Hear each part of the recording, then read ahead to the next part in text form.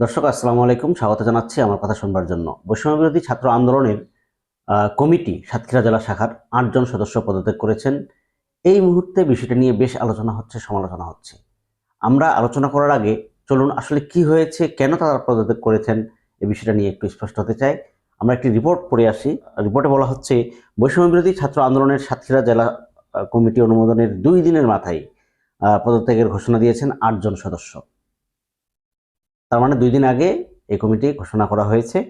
শনিবার শহরের খুলনা রোড মোড়ে আসিফ চত্বরে এক সংবাদ সম্মেলনের মাধ্যমে পদত্যাগের এই ঘোষণা দেন তারা।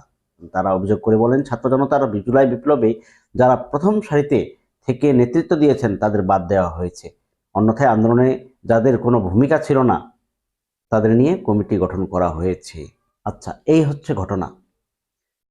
আমরা জানি যে আগে অতীতে দেখেছি ছাত্রলীগ কমিটি দিলে সে কমিটিতে বলা হতো এখানে ছাত্রদল আছে, এখানে শিবির আছে, এখানে অছাত্ররা আছে, এখানে হচ্ছে যে যারা ত্যাগী নেতাকর্মী তারা নেই, তাদেরকে বাদ দেওয়া হয়েছে, যারা উড়ে এসে জুড়ে বসেছে এরকম ছাত্রদের কমিটিতে স্থান দেওয়া হয়েছে। এরকম নানান কথা আমরা শুনতাম আগে, শুনে অভ্যস্ত।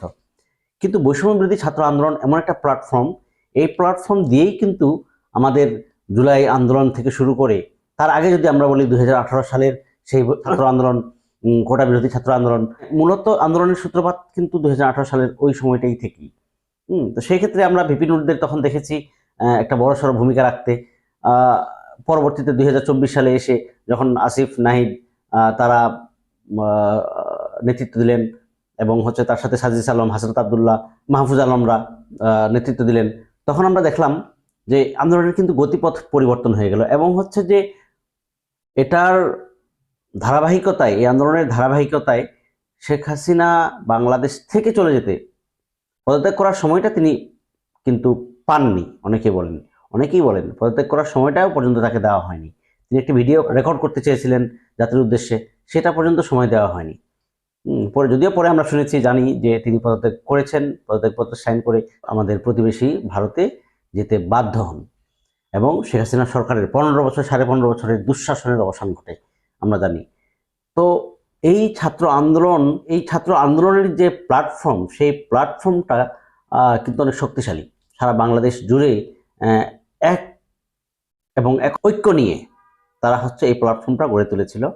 তো সেই জায়গায় এসে আমরা যদি দেখি যে ভাঙন তৈরি হচ্ছে এবং কমিটি দেওয়া হচ্ছে, কমিটিগুলোতে যদি নানান ধরনের অভিযোগ কমিটি নিয়ে করা হচ্ছে, এবং আমরা সর্বশেষ আজকে দেখলাম যে সাতক্ষীরা জেলা শাখার যে কমিটি সেখানে ৮ জন সদস্য পদত্যাগ করেছেন। এটা নিশ্চয়ই একটি চিন্তার কারণ। কারণ আমরা জানি যে এই প্ল্যাটফর্ম থেকেই কিন্তু পরবর্তী যেটা শোনা যাচ্ছে, যেটা জানা যাচ্ছে যে বড়সড় পরিসরে, রাজনৈতিক পরিসরে তারা হচ্ছে যাওয়ার চিন্তা করছে। তার মানে সামনে যে নির্বাচন, সেই নির্বাচনে হয়তো এই প্ল্যাটফর্ম থেকে যেন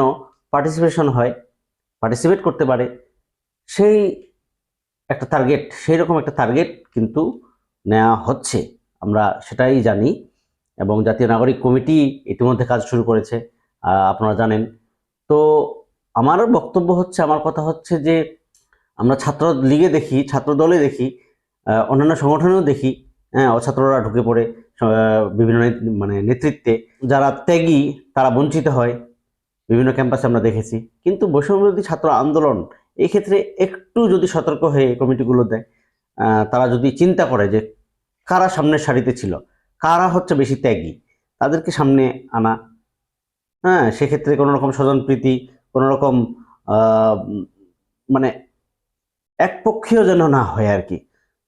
বৈষম্য বিরোধী ছাত্র আন্দোলন একটা সম্মিলিত প্রয়াস। এখানে কিন্তু আপনার ছাত্রদলের যেমন কর্মী ছিল, ছাত্র শিবিরের তেমন কর্মী ছিল, অন্যান্য ছাত্র সংগঠনগুলো আছে তাদের কর্মী ছিল। তো সবার সমন্বয়, এখন অন্যান্য সংগঠন থেকে যদি কেউ সেই সংগঠন ছেড়ে এই বৈষম্য বিরোধী ছাত্র আন্দোলন এবং এই প্ল্যাটফর্মে এসে যুক্ত হয় তাহলে তো ওয়েলকাম।